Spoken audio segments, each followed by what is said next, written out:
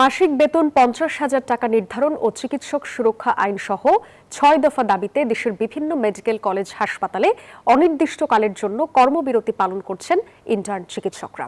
সকাল থেকে intern doctors অ্যাসোসিয়েশনের আহ্বানে এই কর্মসূচি শুরু হয়। রংপুর, রাজশাহী, সিলেট, চট্টগ্রাম সহ বিভিন্ন মেডিকেল কলেজ হাসপাতালের ইন্টার্ন চিকিৎসকরা এই কর্মসূচিতে যোগ দিয়ে কর্মবিরতিতে আছেন।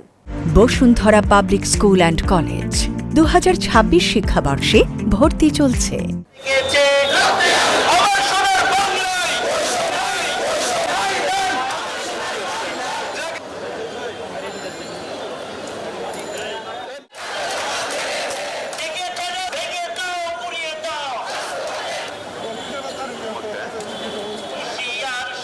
আমাদের দাবি যদি মেনে না নেওয়া হয় তবে আমরা কঠোর আন্দোলনের ডাক দিব।